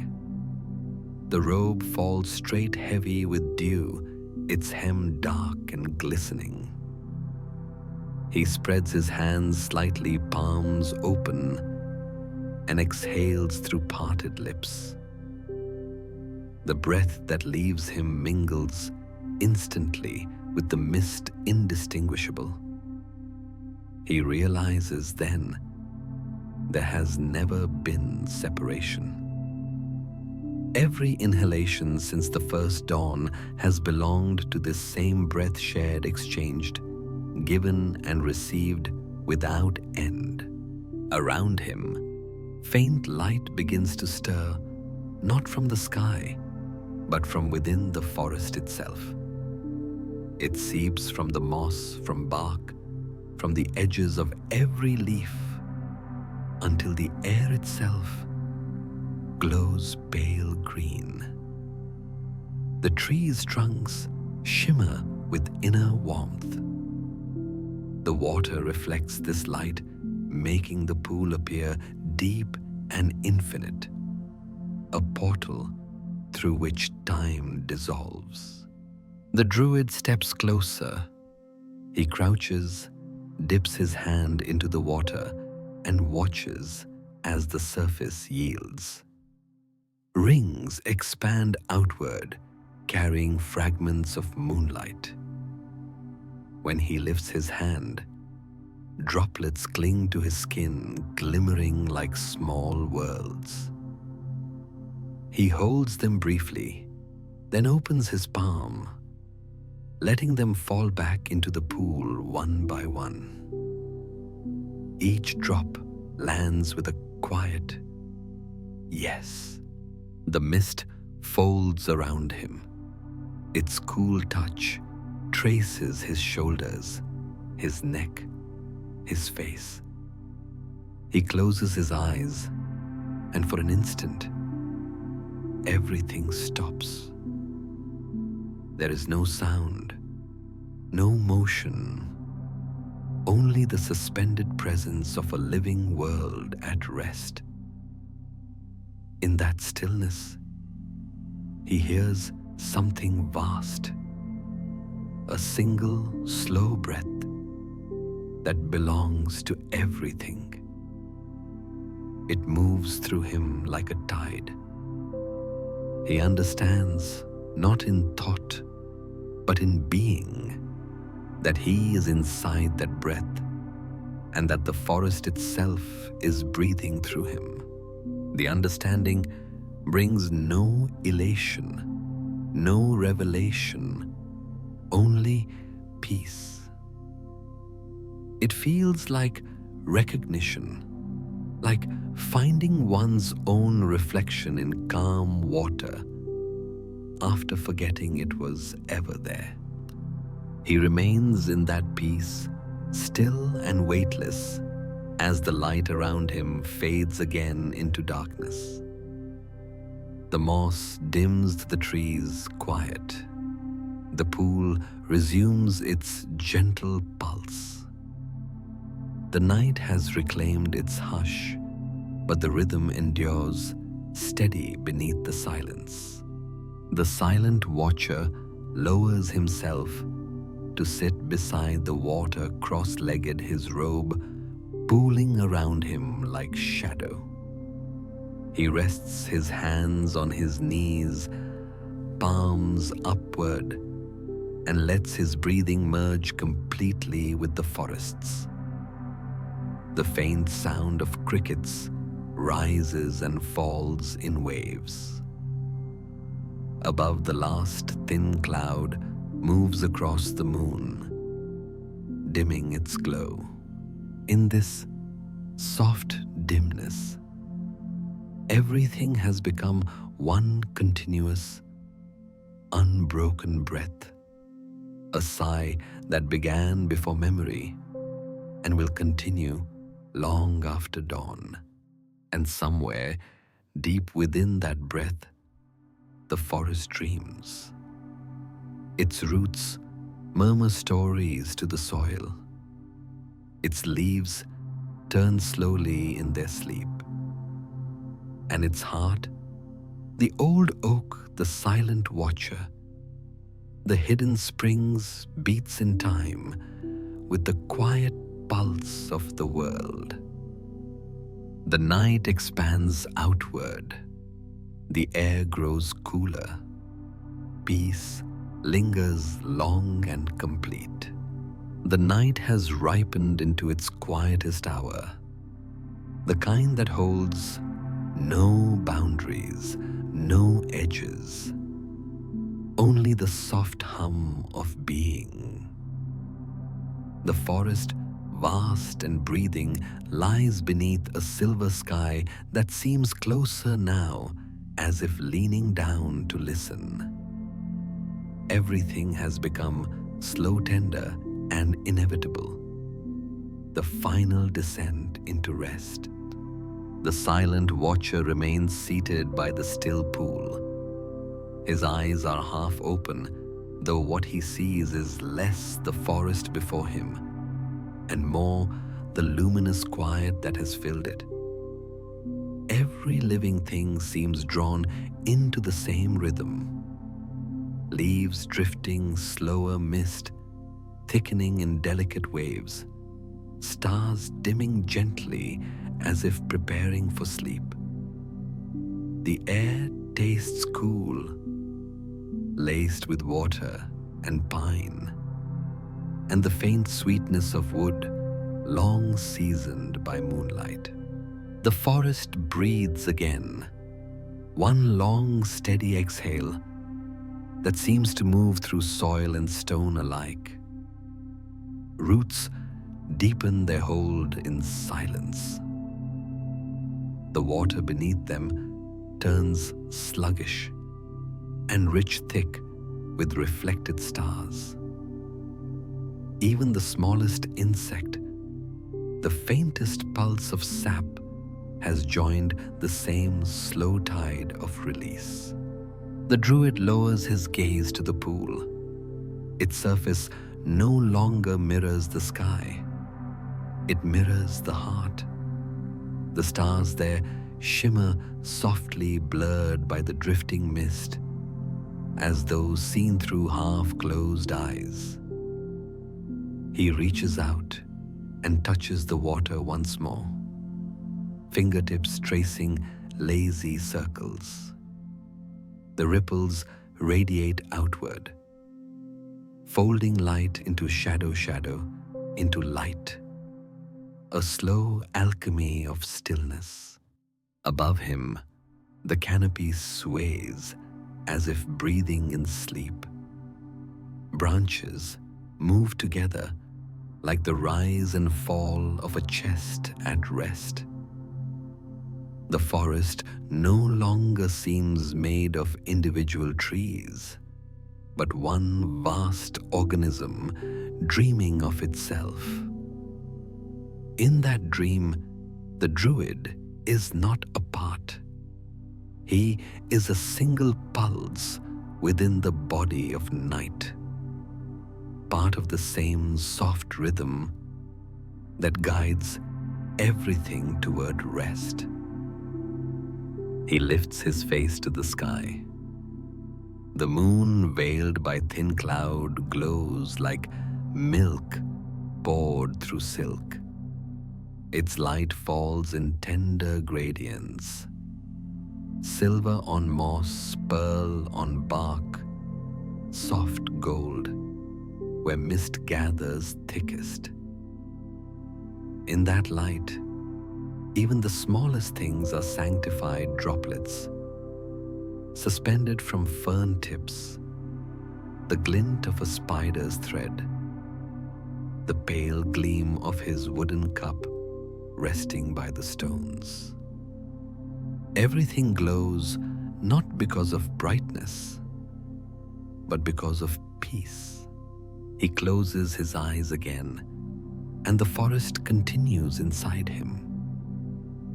There is the low pulse of roots beneath ribs, the distant murmur of streams behind breath, and within it all, the slow unfurling warmth of the heartwood, steady, forgiving, endless. The Druid's shoulders loosen. His spine straightens slightly, aligned with the quiet vertical of the great trees. Even stillness has posture. A small wind passes, not sharp, but round and carrying memory. It brings the scent of distant rain, though no storm lingers. It feels like a promise of renewal, the faint suggestion that morning waits somewhere beyond these hours. The leaves answer with a murmur softer than language, affirming the unbroken cycle. Nothing ends. Everything becomes. The Druid opens his eyes once more. The mist is thinning now, curling away from the ground in graceful transparent ribbons. Where it lifts the forest floor gleams with dew. Each drop captures a world, a miniature sky, a fragment of branch, the ghost of moonlight. When the first faint bird call trembles through the air, a single uncertain note, the dew quivers as if listening. He smiles faintly. There is no hurry for dawn, only its gentle approach, soft as a thought taking shape. The night is not leaving. It is folding itself carefully as one folds a blanket after long use. The Druid bows his head, whispering a final word of thanks, not to any god or spirit, but to the simple act of breathing, to the forest for its patience, to the night for its keeping. His voice blends with the lingering hush. May every heart find its rhythm again. May rest be the river that carries us all. The words are small, yet they travel. They pass into the roots, through the moss, across the sleeping stones. The forest absorbs them and answers not with sound, but with warmth, a faint, invisible glow that lingers around the Druid's hands. It is the warmth of belonging, quiet and whole. He sits longer until the stars begin to fade behind the earliest veil of pale blue. One by one, they wink out like lanterns being dimmed by careful hands. The air changes, subtly cooler, lighter, touched by the scent of awakening leaves. From deep within the forest, the soft rush of a rising wind stirs the canopy, and the sound is both new and familiar, like the world remembering its morning. The silent watcher rises at last. His robe trails across the damp moss, gathering traces of the night droplets, pine dust, fragments of shadow. Each step leaves no mark yet. Every step feels recorded in the rhythm of the earth. When he looks back once more, the pool still glimmers faintly, though the mist around it has lifted. Its surface shows no reflection now, only light. He breathes once, slow and full, and in that breath carries the entire forest, its hum, its patience, its luminous calm. The warmth from the heartwood still lingers beneath his ribs, a quiet ember of continuity. He turns toward the east, where the faintest silver of dawn teases the horizon. The air there trembles with the promise of renewal. The Druid's outline softens in the early light. Soon, he will be indistinguishable from the forest itself, a moving shadow among still trunks, another rhythm folded into the greater whole. And when the morning breeze passes, it will carry his quiet hum with it, spreading peace through leaves and water alike. The forest exhales once more. The night's breath leaves the world gently, like a tide retreating from sand. In its wake, everything glistens, washed, hushed, ready. The silent watcher pauses one last time beneath the ancient boughs. He places his palm against a trunk and whispers his farewell, sleep and wake in kindness. Then he steps into the thinning mist, his form dissolving among the pale beams of dawn. The forest continues to breathe. The pool holds its calm, and the first light of morning spreads slowly through the trees, gentle as a dream, exhaling its final sigh. The story drifts closed here, under the soft canopy of slumber, where breath becomes peace and peace becomes sleep. Sleep well, dream softly, and may the night hold you kindly.